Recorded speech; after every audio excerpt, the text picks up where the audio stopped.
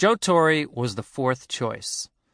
The veteran manager was out of work in October of 1995, 4 months removed from the third firing of his managerial career, when an old friend from his days with the Mets, Arthur Richmond, a public relations official and special advisor to Yankees owner George Steinbrenner, called him with a question. "Are you interested in managing the Yankees?" Torre made his interest known without hesitation. "Hell yeah," he said. Only 10 days earlier, Torre had interviewed for the general manager's job with the Yankees, but he had no interest in such an aggravation-filled job at its $350,000 salary, a $150,000 cut from what he had been earning as manager of the St. Louis Cardinals before they fired him in June. His brother Frank Torre did not think managing the Yankees was worth the hassle either. After all, Steinbrenner had changed managers 21 times in his 23 seasons of ownership, adding Buck Showalter to the bloody casualty list by running him out of town after Showalter refused to acquiesce to a shakeup of his coaching staff. It didn't matter to Steinbrenner that the Yankees reached the playoffs for the first time in 14 years, even if it was as the first American League wildcard team in a strike-shortened season. Showalter's crimes in Steinbrenner's book were blowing a 2-1 lead in the best-of-5 division series against the Seattle Mariners, and resisting the coaching changes. "Why do you want this job?" Frank Torre asked his brother. "It's a no-lose situation for me," Joe replied. "I need to find out if I can do this or not." Richmond also had recommended to Steinbrenner 3 managers with higher profiles and greater success than Torre: Sparky Anderson, Tony La Russa, and Davey Johnson. None of those choices panned out. Anderson retired, La Russa took the managing job in St. Louis, and Johnson, returning to his ball-playing roots, took the job in Baltimore. La Russa and Johnson received far more lucrative contracts than what Steinbrenner wanted to pay his next manager. "I've got to admit, I was the last choice," Torre said. "It didn't hurt my feelings, because it was an opportunity to work and find out if I can really manage. I certainly was going to have the lumber." On Wednesday, November 1st, Bob Watson, in his 9th day on the job as general manager, after replacing Gene Michael, called Torre while Torre was driving to a golf course in Cincinnati. Watson summoned him to an interview in Tampa, Florida. That evening, Torre met with Steinbrenner, Watson, Michael, assistant general manager Brian Cashman, and Joe Malloy, Steinbrenner's son-in-law and a partner with the team. The next morning, Torre was introduced as the manager of the Yankees at a news conference in the Stadium Club of Yankee Stadium, standing in the same spot where Showalter had stood 12 months earlier as the 1994 AL Manager of the Year. It was an inauspicious hiring in most every way.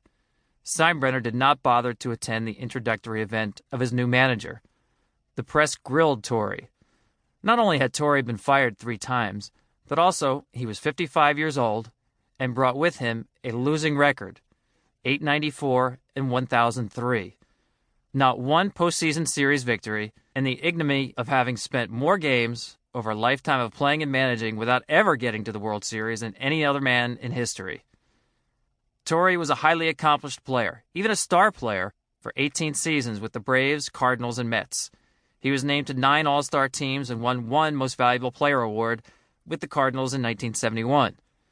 His career profile, however, was dimmed by never having played in the postseason. Torre's baseball acumen and leadership skills were so highly regarded that the Mets named him a player manager at the age of 36 during the 1977 season.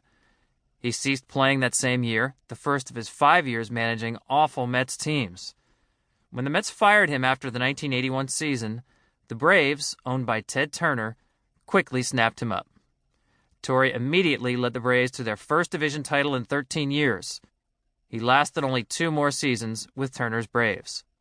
Torre spent almost 6 years out of baseball, serving as a broadcaster with the California Angels, until the Cardinals hired him to replace the popular Whitey Herzog in 1990.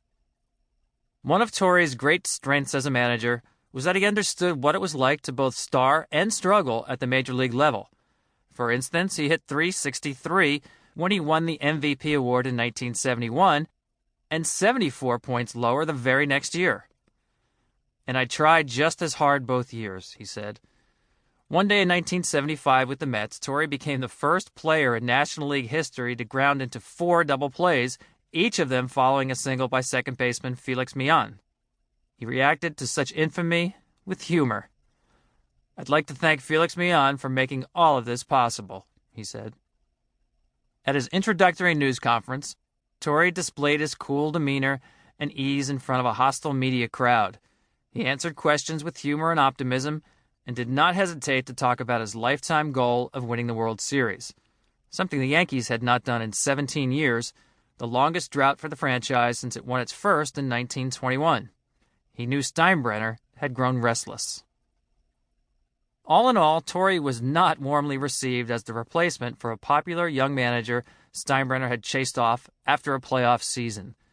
He was an admitted last choice for the job, and soon heard even after his hiring that Steinbrenner was working back channels to see if he could bring Showalter back. Critics regarded Torre as a recycled commodity without portfolio. Torre was in Cincinnati with in-laws on the day after the news conference when a friend from New York called him up. Have you seen the back page of the Daily News?" "No, why?" The New York Daily News welcomed the hiring of Torre with a huge headline that said, "Clueless Joe." The subhead read, "Torre has no idea what he's getting himself into."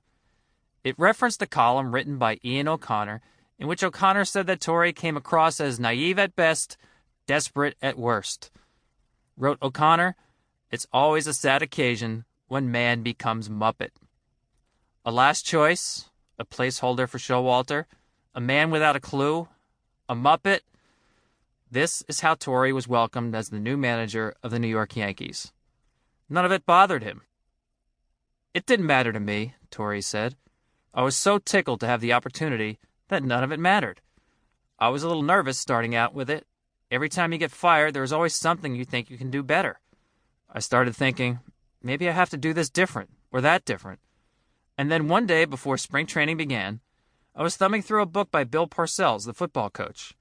He said something like, if you believe in something, stay with it. And that was enough for me."